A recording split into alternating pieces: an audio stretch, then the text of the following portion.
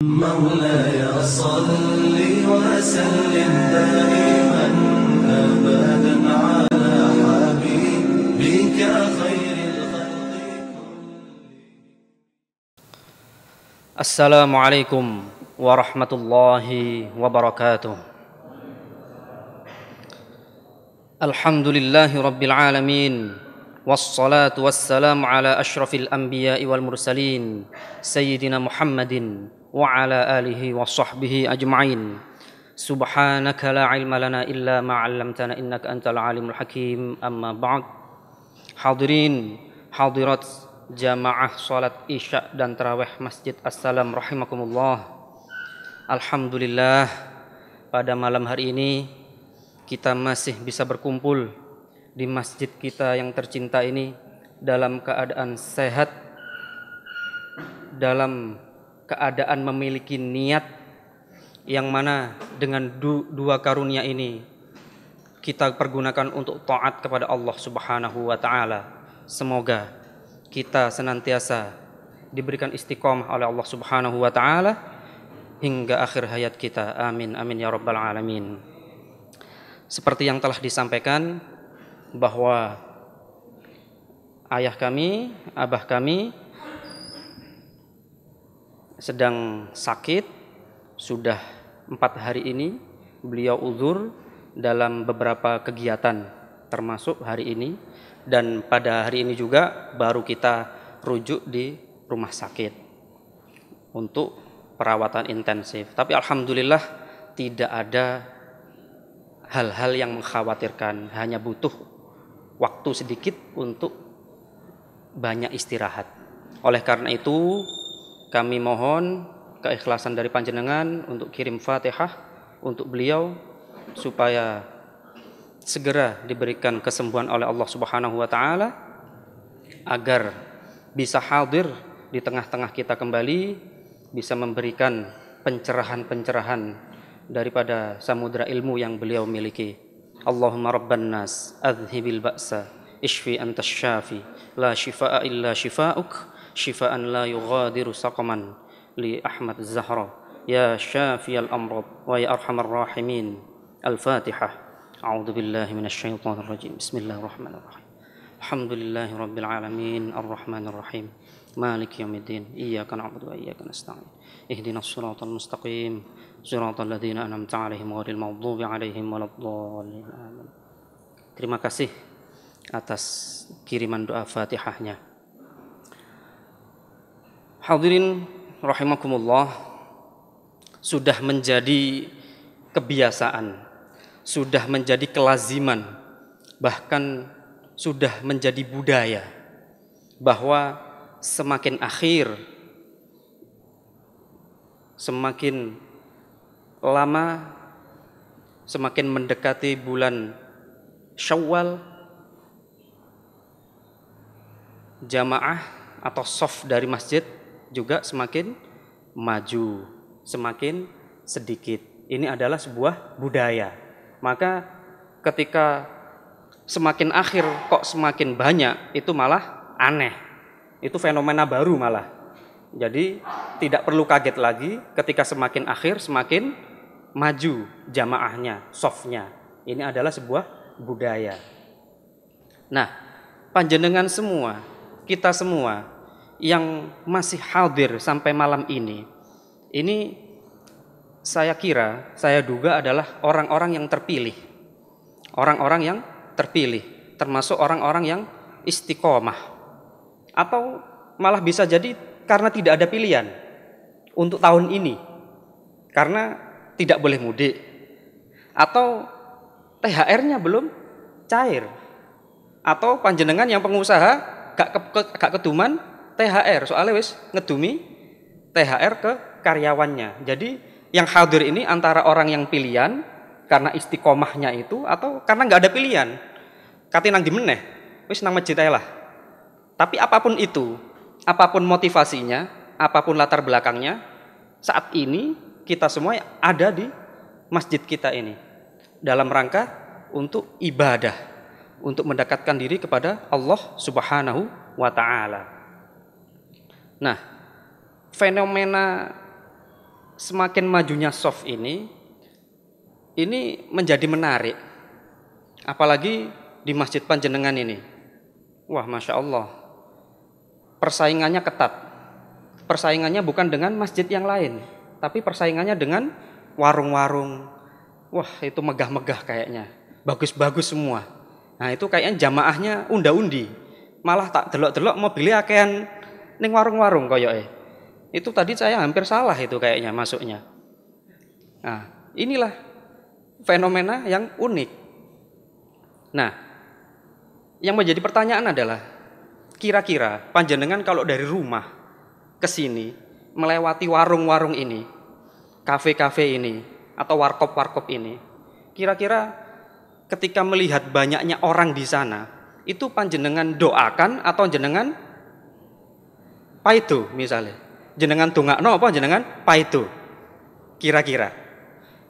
Wah, ya Allah, semoga-moga ndang melok jamaah atau iku lah apa sih nang kono jane. Kira-kira yang mana itu?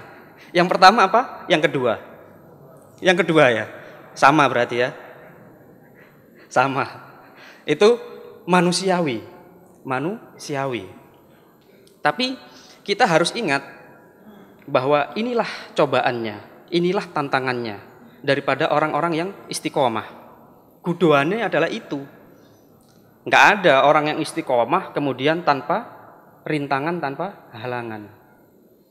Ya mesti aja tetap ya apa lebih enak cangkruk, lebih enak ngopi timbangane sholat. Itu sudah mutlak, itu sudah tidak bisa diganggu gugat. Tapi itulah ujian kita. Kira-kira kita bagaimana menyikapinya? Kira-kira bagaimana kita menyikapinya? Apakah kita bisa seleh? Seleh itu rendah hati, menerima bahwa ya inilah sunatullah, bahwa ya apa antara orang baik dengan orang yang kurang baik itu tetap akean orang yang kurang baik. Orang yang taat dengan orang yang kurang taat itu bagaimanapun tetap lebih banyak yang kurang taat. Maka kita syukuri itu posisi kita. Tapi ingat, ada satu hal atau dua hal yang jangan sampai itu ada di dalam hati kita, yaitu perasaan sombong dan perasaan ujub. Nah, ini bahaya. Ini bahaya. Ada sebuah kisah yang dialami oleh ulama besar, Imam Hasan Al-Basri, ulama kelahiran Madinah tahun 12 Hijriyah.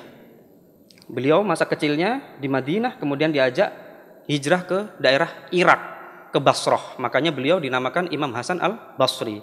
Beliau adalah ulama masyhur.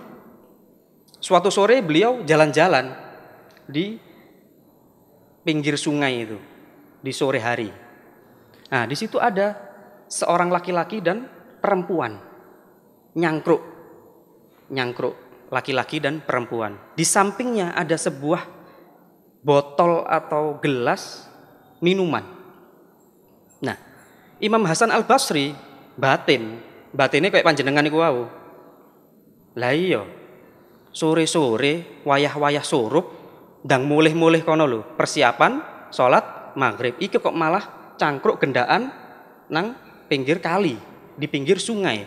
Ana ombeane meneh, ada minuman khomer. Itu orang tuh loh kayak saya gini loh, orang yang baik, karena beliau orang alim, orang masyhur. Beliau batin seperti itu. Tidak lama kemudian ada sampan perahu lewat yang membawa 7 orang, 7 penumpang. Nah, sampan ini kemudian bocor, tenggelam. Akhirnya orang-orang ini juga ikut tenggelam. Dengan cepat, dengan sigap, pemuda ini langsung jegur, nulungi orang-orang yang tenggelam ini tadi. Nah, orang-orang yang tenggelam ini berhasil diselamatkan oleh pemuda ini hanya 6 orang, tinggal 1 orang. Kemudian pemuda ini datang ke Imam Hasan Al-Basri, "Ya Syekh, ya Imam, ini saya hanya berhasil menyelamatkan 6 orang, tinggal 1 orang. Tolong panjenengan melok ngewangi, ojo ndelok tok." Nah, lek jarine wong Surabaya, ojo ndelok tok. Netizen mriki kan ngoten. Enten napa-napa delok, difoto, di video, nulungi ora. Nah, ini kira-kira ngoten.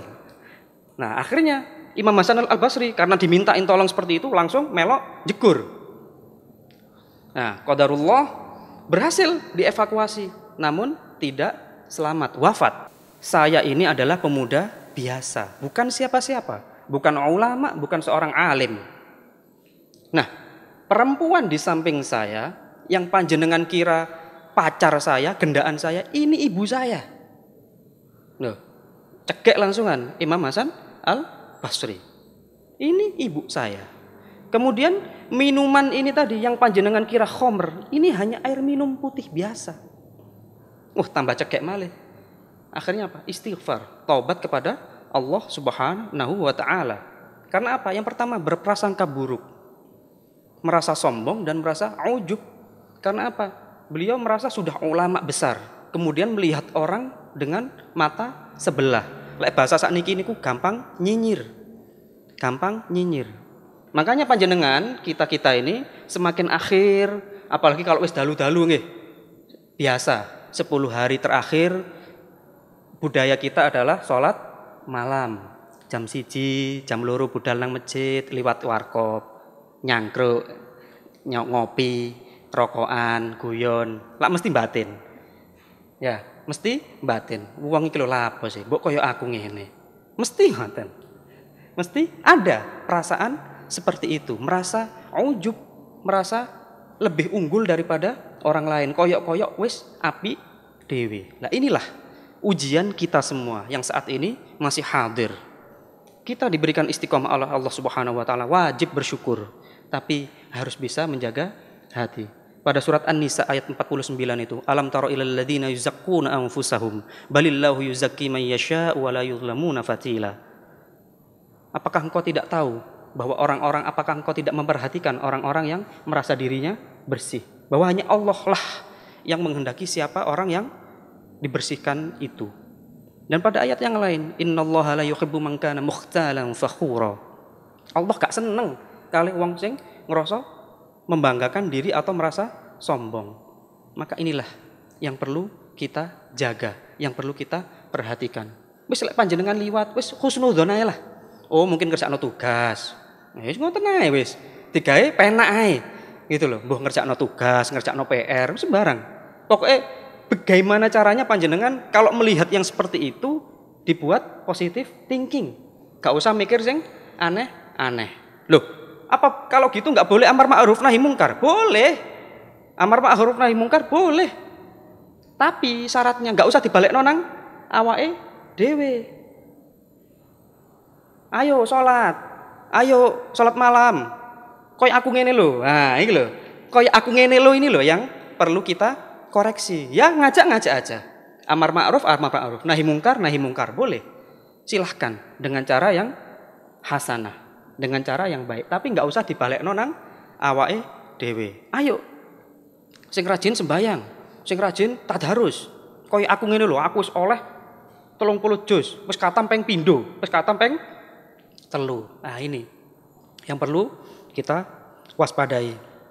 Moga-moga kita semua yang hadir ini betul-betul orang yang terpilih, orang yang istiqomah, orang yang bisa menjaga hatinya. Amin amin ya rabbal alamin. Wallahul muwaffiq ila aqwamit thoriq. Wassalamualaikum warahmatullahi wabarakatuh.